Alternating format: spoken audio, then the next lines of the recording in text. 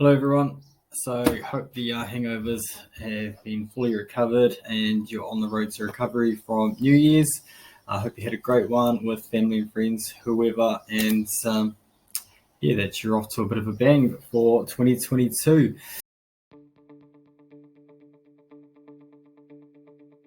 So I know that at this time, people are jumping into the gyms, doing all that sort of stuff. They're looking at achieving their goals. So I wanted to take a bit of time and just discuss a few things around energy expenditure and weight loss.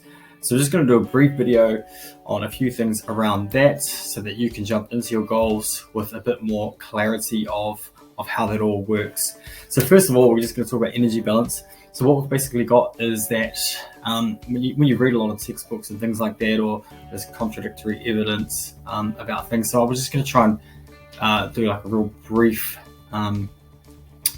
sort of like a video or synopsis, like a snapshot of what you need to know that's not too complicated. So we're just going to try and bring it down so that you can all sort of understand that science side of it. So when we're talking about calories, you've probably all heard of calories. So calories is just energy, basically.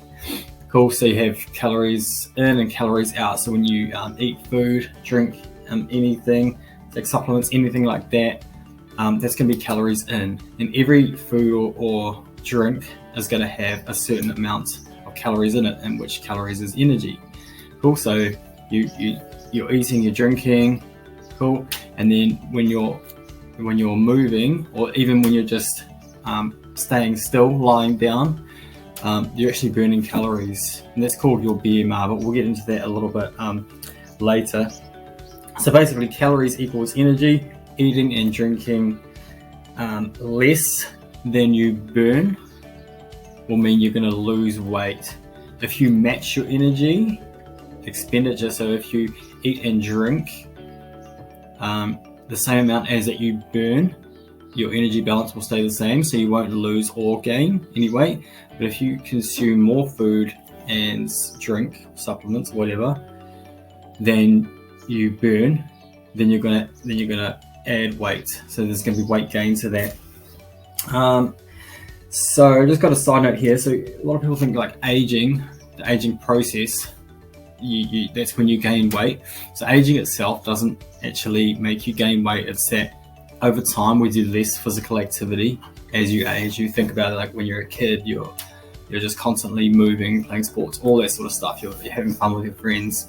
Also, you're burning more energy by doing that with the physical activity. That's why there's so much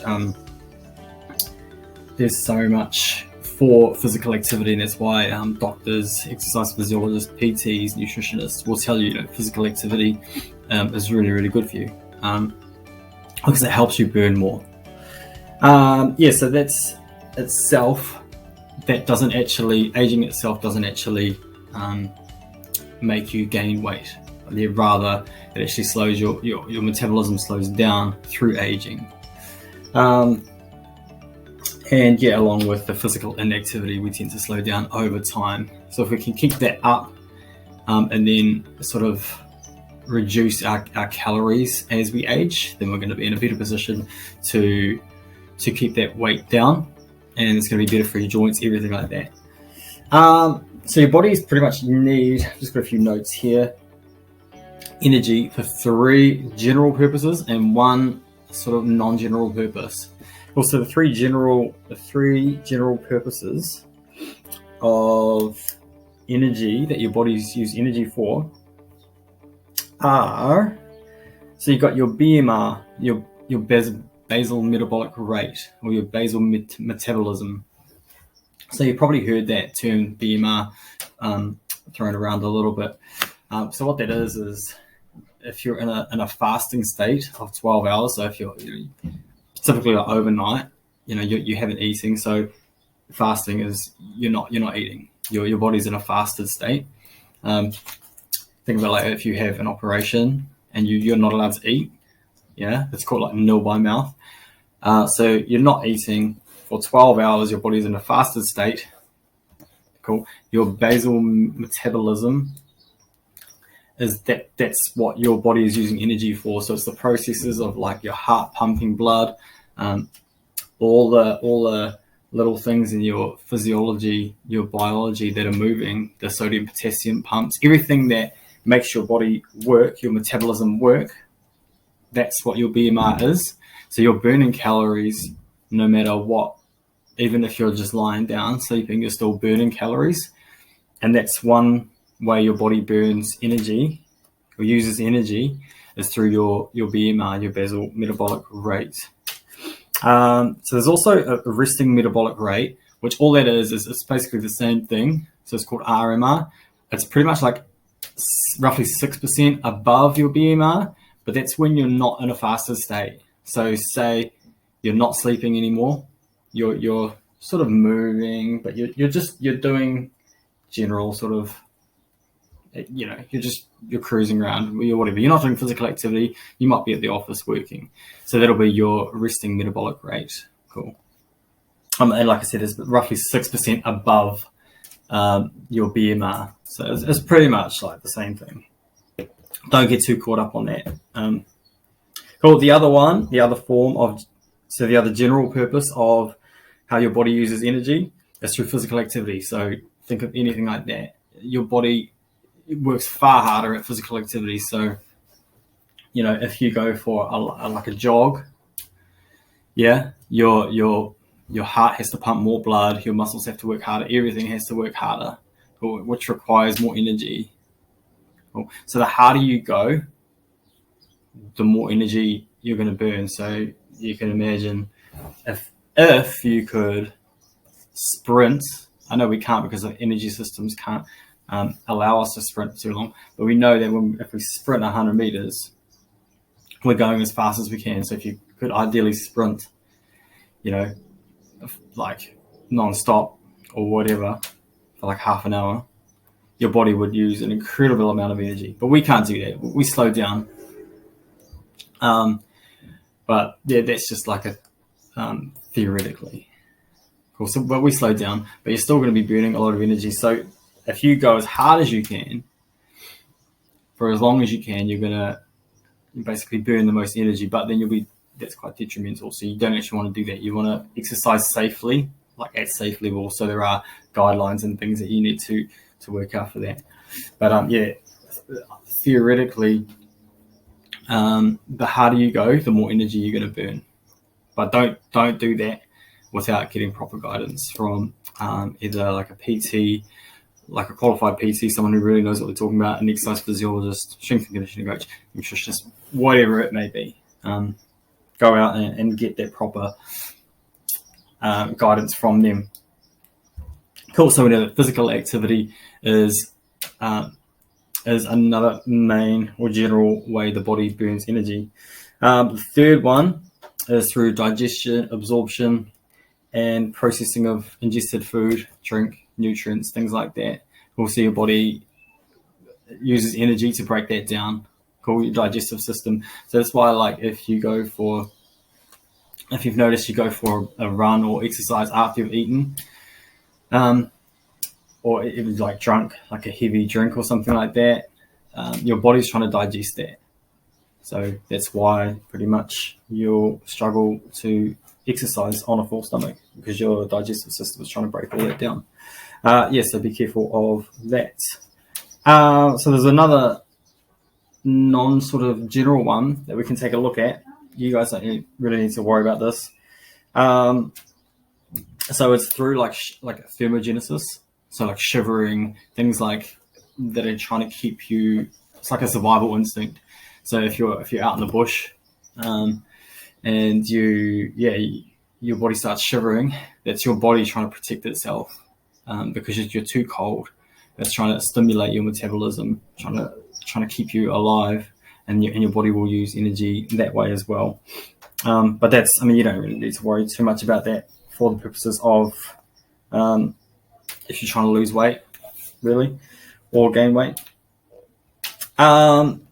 There's a basic equation that you can use that we'll just go through before the end of the video.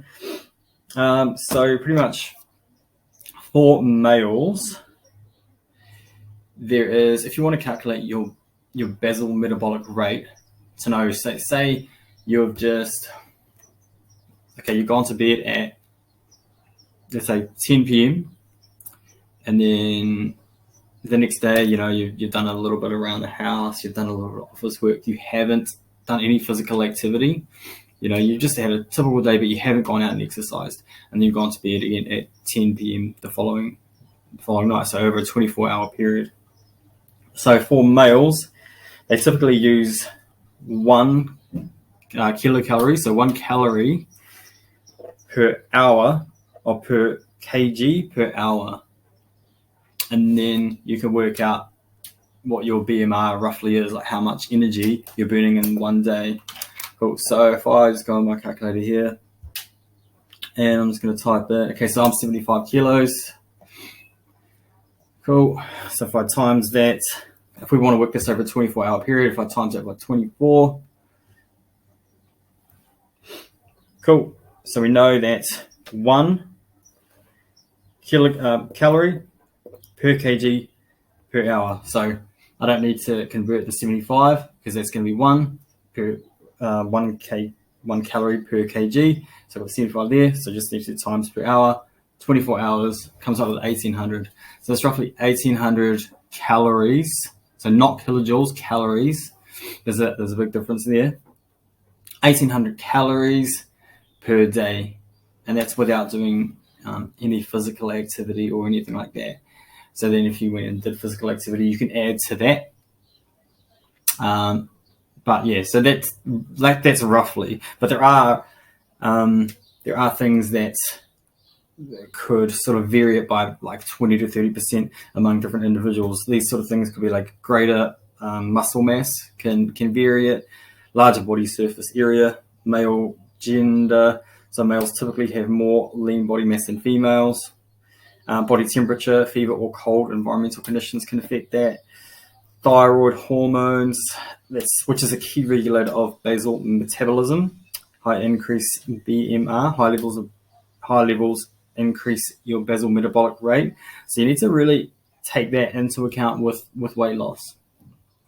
Because a lot of people, they go and fat shame people. Okay, like this person's fat. Okay, so the basis is that, yeah, like you've consumed more calories than you should have. But the thing is that hormones, thyroid hormones and other hormones and things like that, they can play a big part in your metabolism. So people are all different, right? So you need to be quite careful around that. So, you know, like I know people that literally starve themselves and, you know, they don't lose weight. And that's really unhealthy to do that, by the way. But it's hormones, especially thyroid hormones, have a lot to do with it. So try and be a little bit careful around that. Also aspects of nervous system activity, e.g. the release of stress hormones, that's going to manipulate that 25 to 30% variation. Growth stages of their life cycle, caffeine and tobacco use. So using tobacco to control body weight is not recommended because too many health risks are increased, but generally tobacco and caffeine can sort of churn out the satiety, I think that's how you pronounce it. So it can sort of like make you not as hungry, and therefore you're not going to be consuming as many calories, not as much energy, etc. For females though, so roughly 0.9